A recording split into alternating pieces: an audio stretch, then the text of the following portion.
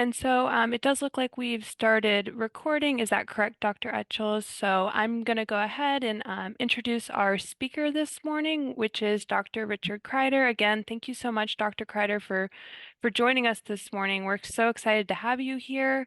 Um, and thank you for everyone who's joined us today to listen in on this presentation. Um, so I'll talk a little bit about PAST here for those who are new. PAST, the publication, is a virtual event hosted by the Center for Research and Development in Dual Language and Literacy Acquisition, the ELRC Education Outreach, and the Graduate Student Advisory Council on everything graduates need to know regarding writing, publishing, research, grants, and the graduate experience. And if you have any questions that come up throughout this presentation, please feel free to put them in the chat. We'll have a chance at the end to answer some of those questions, and we'll have a little bit of opportunity for a discussion at the end of the presentation. And with that, I would like to introduce our speaker today, Dr. Richard Kreider. So Dr. Kreider serves as professor and director of the Exercise and Sport Nutrition Lab and director of the Human Clinical Core at Texas A&M University. At TAMU, he served as executive director of the Human Clinical Research Facility from 2017 to 2022 and head of the Department of Health and Kinesiology, and Thomas A. and Joan Reed Endowed Chair for Disadvantaged Youth. Dr. Kreider is also a member of the graduate faculty in the Department of Health and Sport Management and the Department of Nutrition and Food Sciences. And he has conducted numerous studies on nutrition and exercise. He's published over 12 books, including translations, over 290 peer-reviewed articles and book chapters, 480 research abstracts, and 150 health and fitness-related articles. And Dr. Kreider's received over 29 million as a PI, co-PI, and or consultant in internal and or external funding to support research related to the role of exercise and nutrition on health, disease, rehabilitation, performance, and or health disparities and equity. Additionally, he facilitated the procurement of over 100 million in support for programs he led and 3 million in service center projects. He's also been a featured speaker at numerous international conferences and is a scientific expert consultant for industry and national professional organizations. And having said that, I will pass it over to Dr. Kreider now. Like I said, we're so excited to have you here with us, Dr. Kreider, and I will go ahead and let you share your screen. Thank you. Okay, let me go ahead and put this on real quick, share my screen. And can everybody see that where it's only one slide, or do we need to change the display? Swap this. How's that look? Good? Okay. That's good. It's a pleasure to be here talking about one of my favorite topics on publication. And as was mentioned, I've been doing this a while and have had some success in publication and grant writing, et cetera.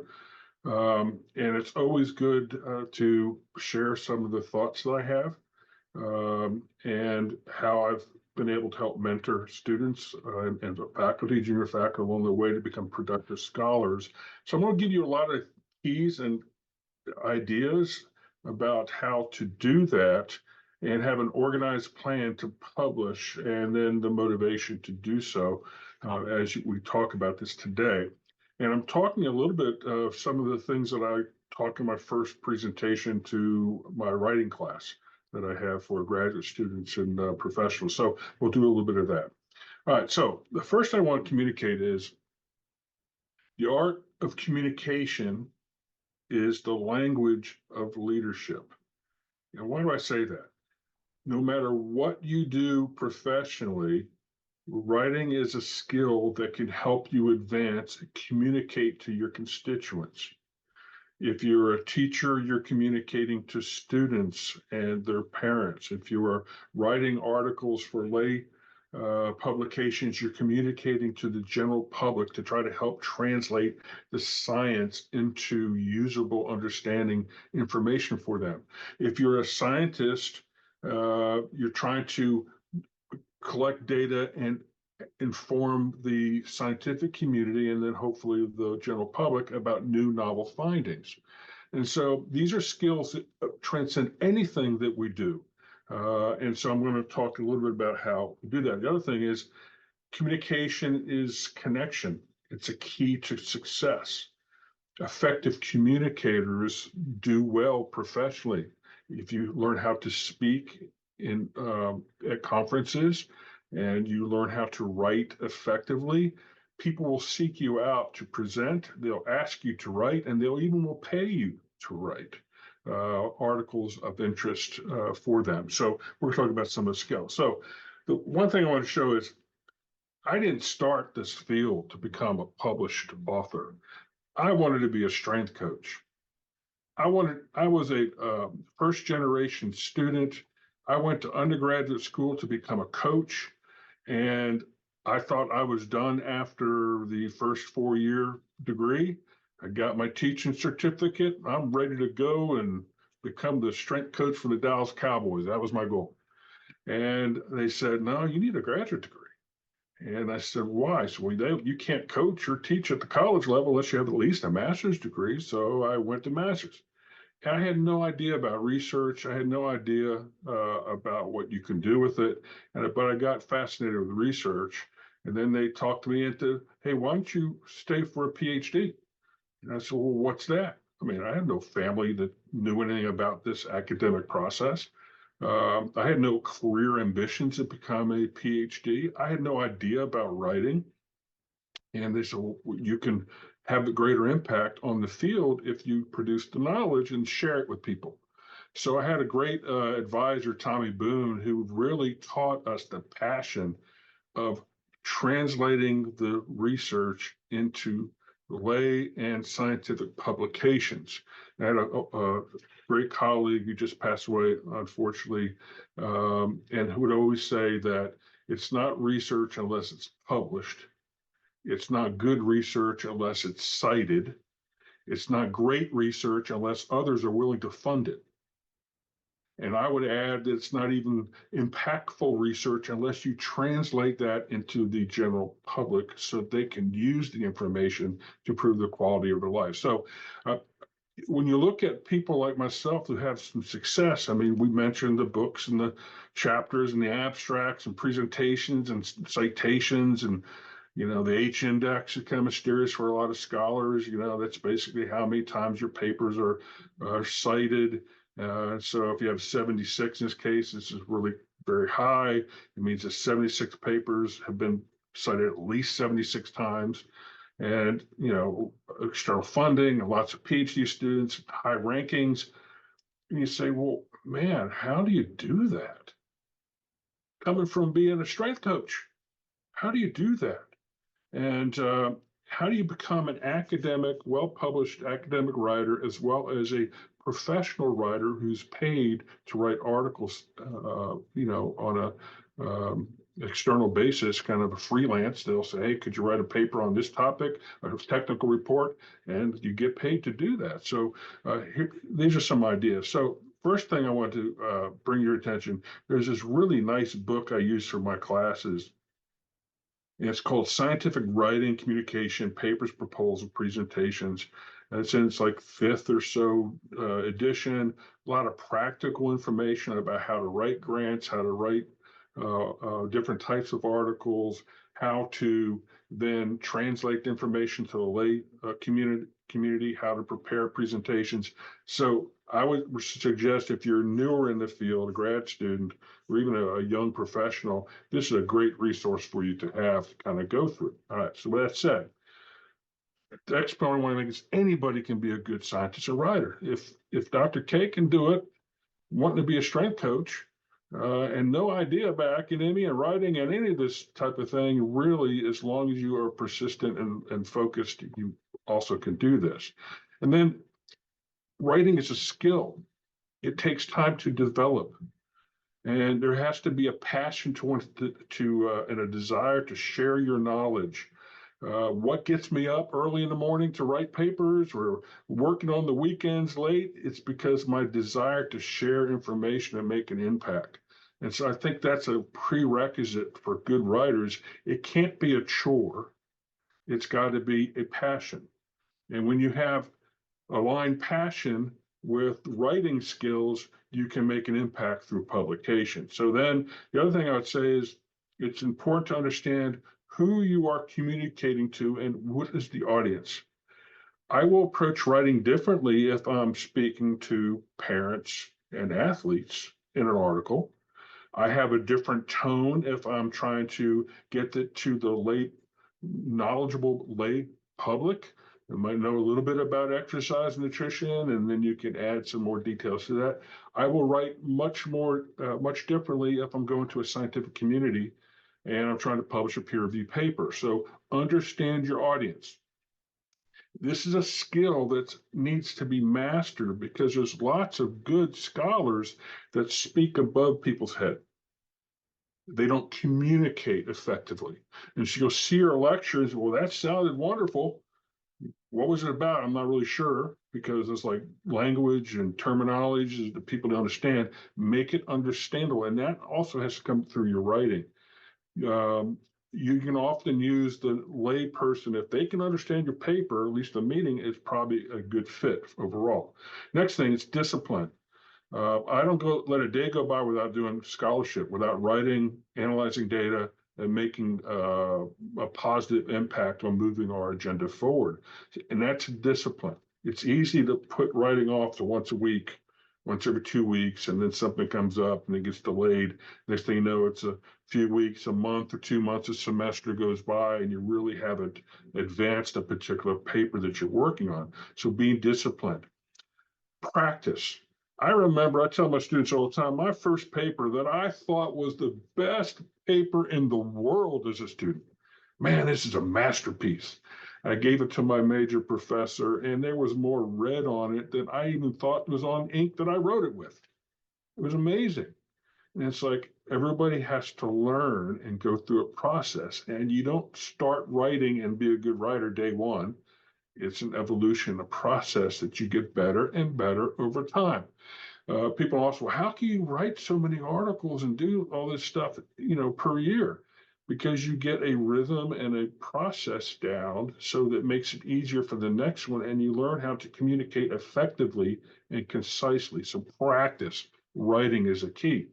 And then a colleague early in my career told me, every good paper, every good study has a place somewhere for publication. The key to publication effectiveness is identifying the proper fit for that article at the proper level. I gave this example the other day in my class, my writing class. I said, if you're new in the profession, don't try to hit it out of the park and hit a home run on your first paper. Don't think your first article is going in JAMA or Science. It, that's a career accomplishment, okay? And so identify the right journal, the right fit.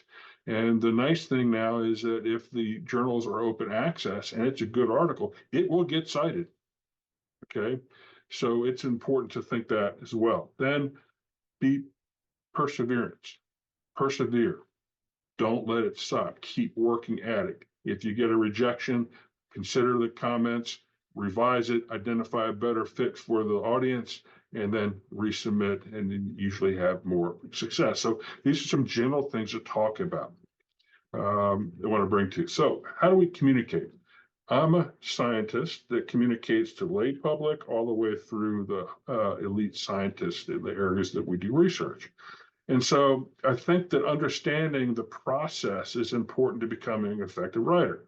So the first thing is understand the method, ask questions, hypotheses, developing a good study to answer an important question. In my grant writing class, I talk about find out who cares about the research, and they will then be interested in funding it. If it's a great idea, but nobody really sees the translation to health and education and improve quality of life, it's going to be harder sell in some instances. So make sure it's important topic is being covered. Same thing with an article. Find the audience, but have a topic that's of interest for people. And then you develop a good study off it, you analyze your results, and then you translate those results to public. We've gone from the era when I started where let your science do your talking. publish in your highest impact factor peer reviewed journal and let the results speak for themselves. And as scientists, we didn't want to communicate. We didn't want to share. We go to our conferences, we publish in our journals, but we didn't translate that to the public. Effective communication in science now is you publish in those high quality publications, but then you've got to translate that information to the public. And so we'll talk about that a little bit.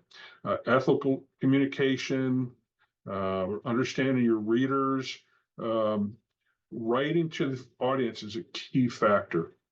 And the tone differs, as I mentioned earlier. Okay. And so write to the good genre. So there's often types of ways to write, and each audience may have a better preferred method to communicate to them. One could be expository or to more of a descriptive approach, more persuasive, like a position stand or an argument that you're making pro or con about something, and then more of a narrative storytelling. Some people do better writing in certain genres than others. And so find your niche, and that usually does well. For example, I have colleagues that are really good writing textbooks, but they're not as much lab-based research, peer-reviewed articles, but they made amazing contributions in textbook writing as well as in review and narrative articles about topics. So find what your niche is and what your interest is. Then here's a basic structure. And I point this out because these are some basic components that you look for in, we'll talk about a science paper, then a review paper, and a lay article. Components that you need to make sure. One of the things that's a good strategy is develop an outline to make sure that all the relevant points you need to make are made and follow the proper design to best communicate. So in a research article, for example, we start off with an abstract and an introduction, and then our methods. Then we have procedures describing all the detailed methodology, and then results, and then discussion, okay? And conclusion and acknowledgments, et cetera, supplementary materials, disclosure, et cetera. So let's go back here. I don't start when I write with abstract, start my writing. I don't start with my introduction. I may know the basic rationale, why we did study, why we got the grant. I don't start there. I start with describing my methods in detail, my design of my study. I then will talk about my procedures, have all that done, so know what we did and how we did it. Then I do all of our results. So I know what the story I want to tell will be based on the results and the findings. I communicate my results through figures and tables and drawing attention to certain. I help lead the reader through understanding and interpreting the results. Now, once I have the methods, procedure, results down, then I know where my discussion points are. And so I then start with main findings in my discussion. I finish the discussion and my conclusions, the take-home questions, the take-home points before I start writing my abstract or introduction. In fact, my next thing is my introduction, and then abstract. Then I will finish up with all my supplementary materials and disclosures, et cetera. So there's a process, logical process of approaching putting the paper together, because I can't write the abstract until I know what all the results are. I really can't do an introduction until I know what the bottom line conclusions are to the end of the paper.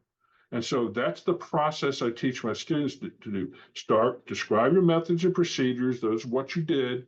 Then we do the statistical analysis and prepare a results section and all the figures we think will be best to communicate to the group the findings of our studies. Then we start on main points on discussion, do the discussion, then go do the introduction that sets up the discussion and the rationale of the study, then my abstract, then my ending type of information at the end. So that's our process. Some people do it differently, but I think sometimes the beginner, they think, well, start off with the title. And then they go through all the elements of a paper and they try to put it together kind of chronologically or in order. And it sometimes doesn't allow for a good transfer of the main points that you're trying to communicate. Second thing I would put out, mention about this is my discussion and conclusions have to have something of interest to the public or health, in my case. What are the main points of the study? And I try to make sure that those take home points are emphasized in the introduction as well as the discussion. So when the reader reads the abstract and the conclusions, they get the main points of the study and how that relates to them. What are the practical implications for them? So that's kind of how we structure our scientific peer-reviewed papers, for example. Okay. What else? What about a review article? Um, we have a process of going through the review as well. First of all, we don't pick a review unless it's a timely topic or there's a lot of literature that needs to be condensed for professionals and the general public to understand the implications of all those studies that you're going to review. So identifying topical um, articles or the best topics of interest to the public is really how you land some of these larger scientific communications that are reviews. We do comprehensive narrative reviews. We've done a lot of meta-analysis where we look at all the studies, compile them together, try to come up with a combination. We're more doing narrative reviews of all the literature, followed by a meta-analysis to try to draw some conclusions. And then we do very large position stands with our International Society of Sport Nutrition that I was a co-founder to and editor of one of these, their journal. And these are read millions of times. So it's a process of what is most relevant and of interest to the public. For example, if you're an educator, how has COVID affected learning? Man, everybody's interested in that. What's the data? Man, there's a whole bunch of stuff on COVID. In our instance, how has COVID or long COVID affected exercise, cognitive function? We're actually doing studies on that now, starting to come out. So identify topical areas. And then I still start with, first of all, a comprehensive review of the literature. I usually will have our students and the co-authors we're working with develop a table first of all the literature out there. And the table is the citation and the participants, whoever was evaluated, and the general methods and the major findings of the paper. So you see next to each other in chronological order the progression of the literature. That is the prerequisite to start thinking, okay, well, how can I position this to make a point of these papers? So we will then look at the major themes at the sections based on literature, outcomes, and general conclusions of each section. Then we talk about our methods we employed and our summary finds, but it's kind of a general, we start in the middle and come out based on the review of the literature, okay? How about a lay article? We've done lots of lay articles. And we were, freelancing, up to $1 a word in some of the papers that we've done over the years, and some of my students have done.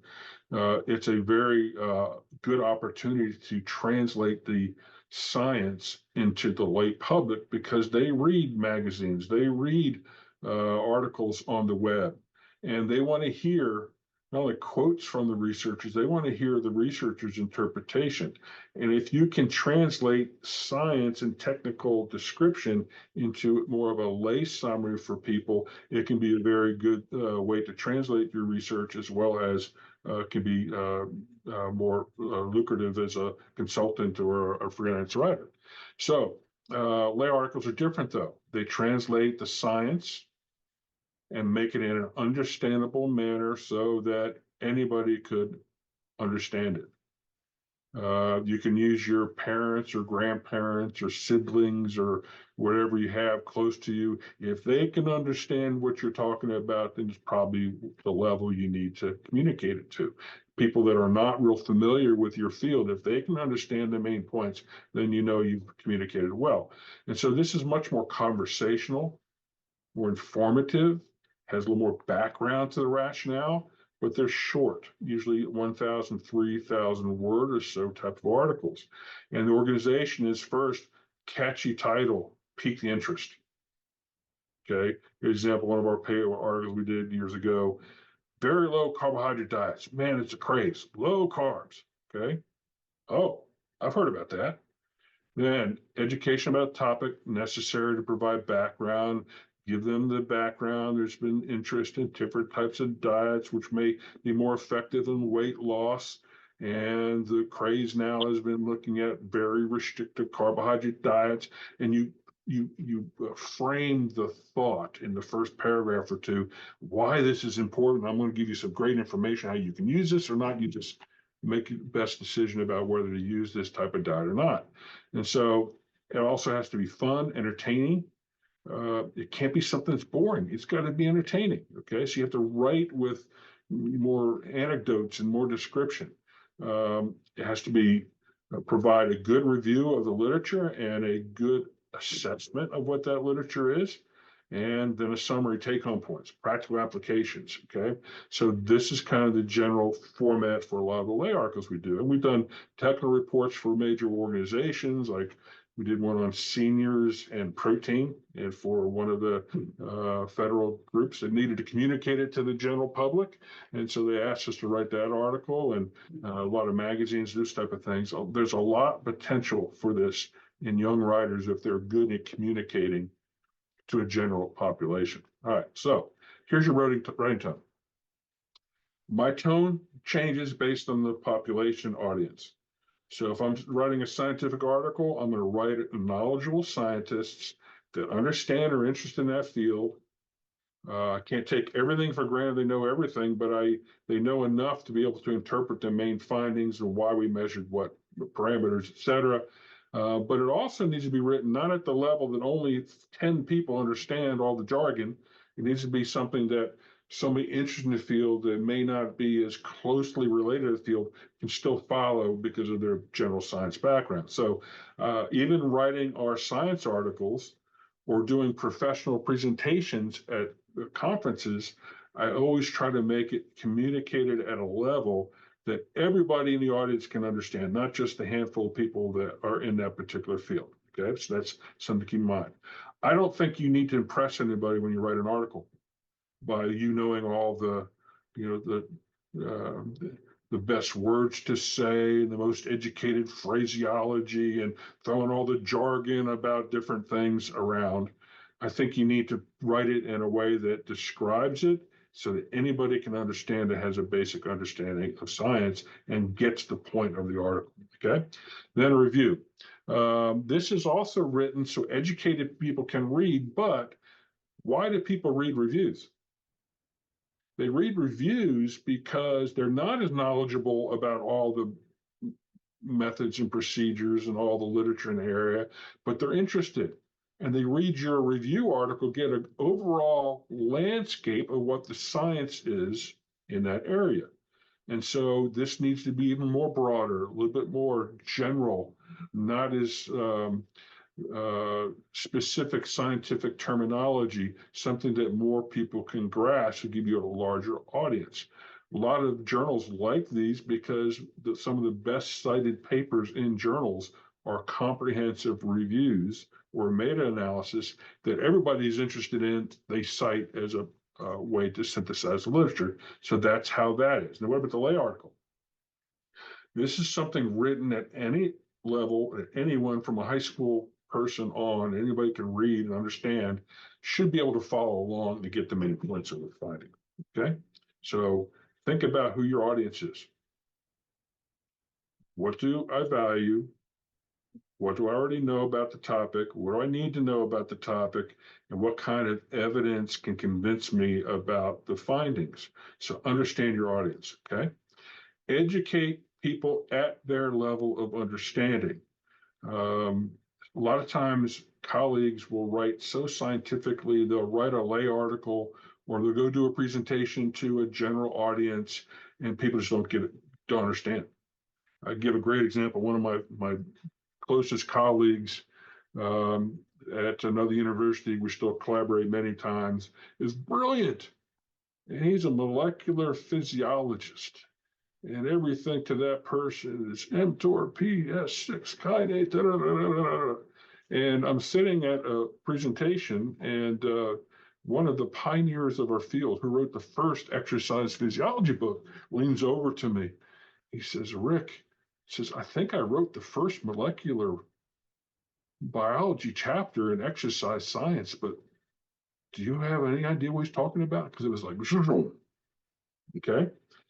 So talk to the audience, make sure they understand, and that everybody in the audience can hear and listen, okay, and understand what you're trying to talk about. Excuse me, somebody's trying to get a hold of me.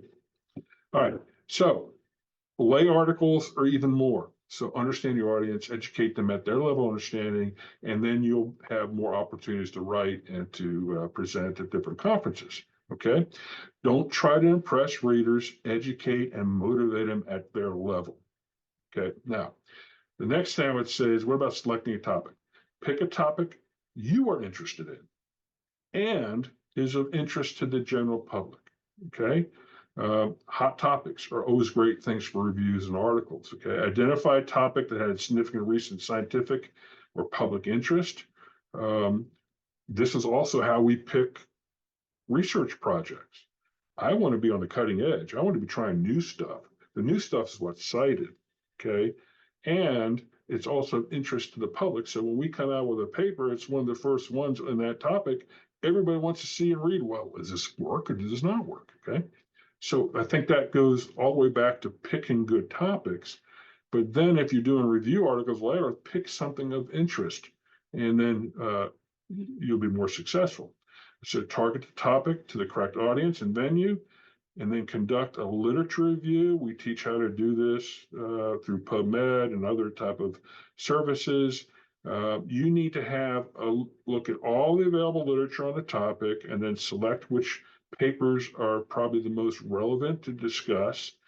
You have to be a expert if you're going to review your papers or review articles. So starting off with that matrix of a table that describes all the studies out there that you can find is a good starting point to become knowledgeable about a particular area.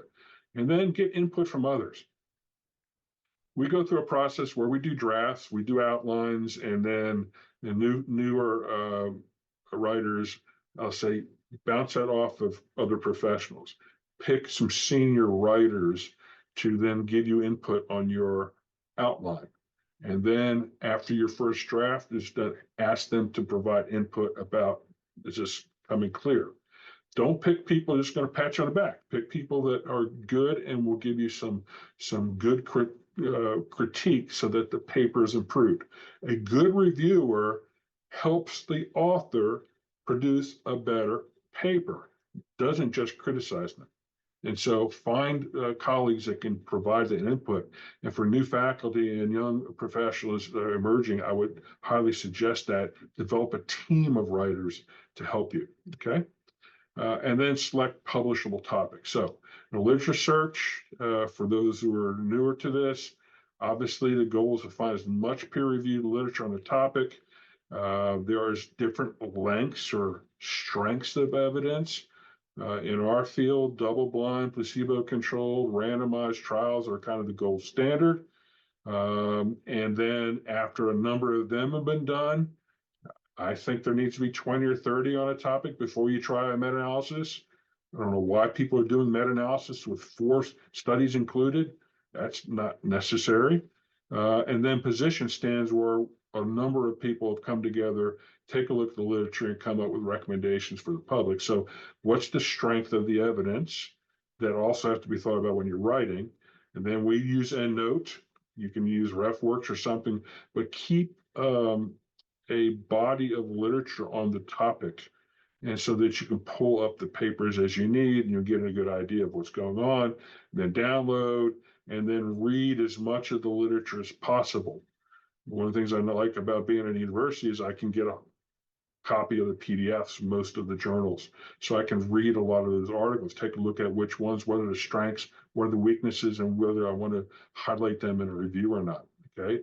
So choose your topic that you care about, other people care about. You're willing to examine multiple viewpoints. Don't go into a paper with your own bias.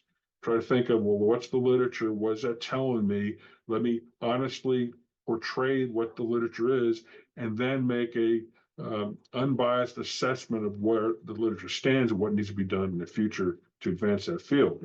And then, is there enough literature? Sometimes you have a great idea about a topic, it's topical, but there's just not enough data out there yet to really do a review yet. Again, you need a good 20 or 25 papers, in my view, to do a good review. Um, Small sample size, double blind studies, sometimes they work, sometimes they don't. Sometimes we make a mistake saying, well, one study showed no effect. And then you look at it and there were 6 people in the study, the power was not high, and therefore, but they had a good effect size, which suggests that you should do some more studies with more people. So that has to be interpreted. And then meta-analysis position stands. Don't choose a topic you don't care about, you'll never finish it. You're not real passionate about writing and the importance of writing about it, you won't finish it. It can't be researched effectively because there's just not enough literature out there yet. So pick the right topic and then use the reference manager. We always tell folks to evaluate the keywords, do the search, look at the papers you find, look at their keywords, look at their articles that they cited, then research, and you go through this process where you want to try to get as much of the available data as possible. Then we also do an internet search. Not everything's in PubMed.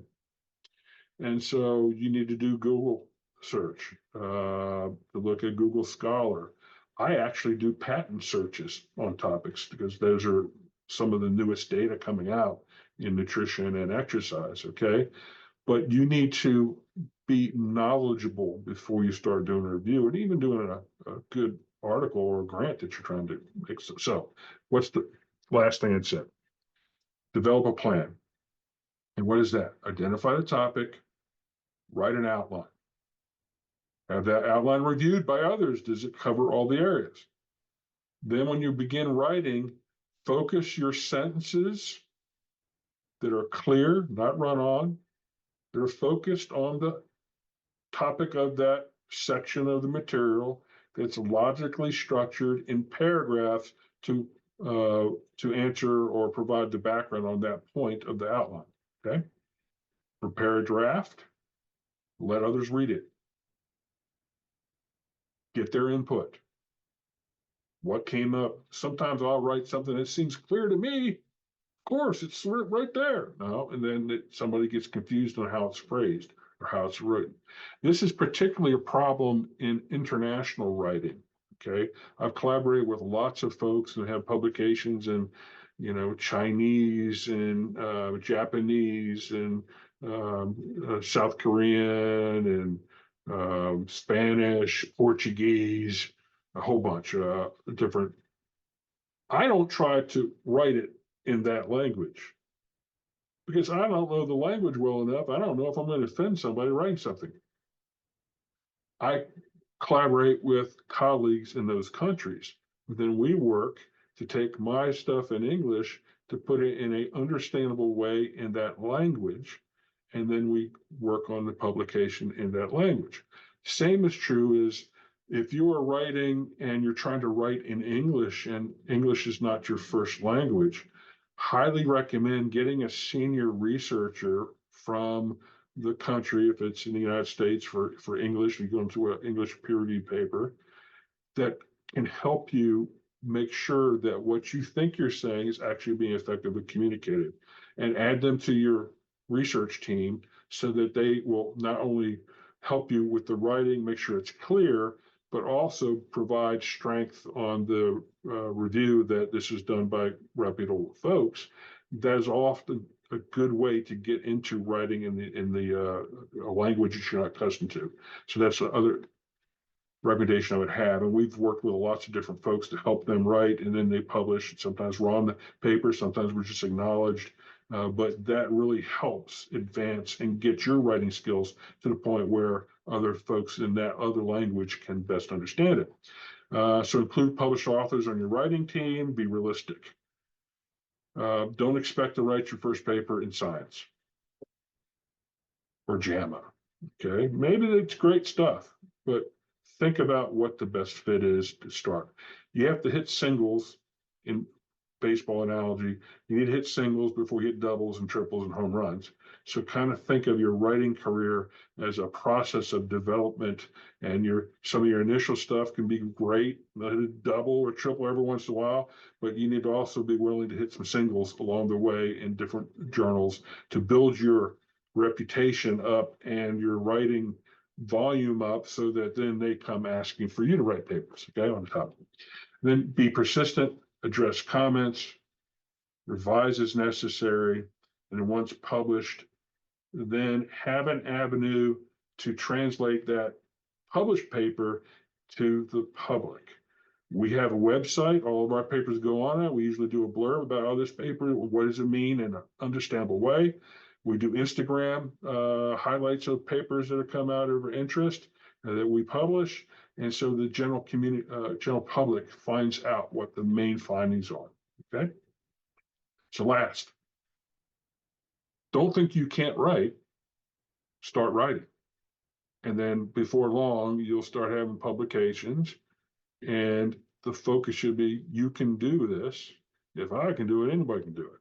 And so be persistent, identify good topics, and start the writing process. Get a team of people around you, and you'll have great success. So hopefully that provides some good advice for folks looking to do more in their writing careers.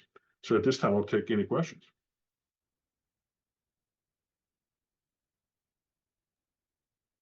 Thank you so much, Dr. Kreider. And yeah, that would be great. We can open the floor up, I think, for a question here. If anyone wants to put one in the chat, or feel free to unmute yourself and ask a question. I have a quick question. Good morning, and thank you so much for the informative and wonderful presentation. So back to something you mentioned during the presentation, that try to find a topic where there is a lot of literature, or at least sufficient literature. So sometimes when we look at new ideas or gap in the literature, if we are describing it this way, there is not much literature there. And that might make the topic unique or hopefully highly cited in the future. But as a researcher, how would you address this limitation of literature to make sure that you are developing good products? So great question. You look at what's out there already. So for example, we do lots of different novel nutrients, not haphazardly do the study. So for example, we just got doing something on astaxanthin. There's some basic research out there, a little bit of that. There's obviously lots of information on how antioxidants, anti-inflammatories have health benefit. I start framing the paper with some of those larger perspective on global health. Okay. And then bring it into, well, there are lots of things out there that are being tried. Here's a newer one. There's a little bit of animal data on it, but we need to do it in humans. So I provide the rationale why I'm addressing that gap. So you start off with the broad, why is it important? Then focus in, why am I now studying this particular topic? And the point is that I am addressing a gap and trying to identify how that particular thing. Same thing with a review article. We're doing one on, we're just working on kind of a COVID approach, right? Exercise and some supplementational strategies can help with long COVID. And there's only one or two papers that have tried it yet, okay? But long COVID, there's all bunch of papers out there, right? What is all the detrimental effects? What can it affect? Cognition, fatigue, all these perceptions, right? Well, how does exercise, how do these nutritional components been shown in other research and other applications to have an effect? That gives them the rationale to then do this, and then COVID, exercise, nutrition. I want to read that. Okay. We're doing a lot of novel stuff on cognition, and everybody's interested in preventing mild cognitive impairment as they age. Everybody's interested in improving attention and focus. So by the end of the day, I'm not just lost it, right? And so there's a broad application. A lot of people are trying all these different things. What do we really know about whether they work or not? That brings it down. So look at the overall picture and narrow it down to why you're pick your topic. And that gives even further evidence of why it's important to do your talk or do your paper. Okay. Thank you Thank you for so much. the Thank you. Yeah, thank you for the thoughtful question and the really insightful answer. We are coming up on time here, so we are gonna close it out here. But again, I want to thank you so much, Dr. Kreider. This is a super insightful presentation and really helpful for a lot of folks. So thank you for joining us today, and thank you everyone for joining us this morning to tune in to Dr. Kreider's expertise. Thank you. Have a great week, everyone. Thank you.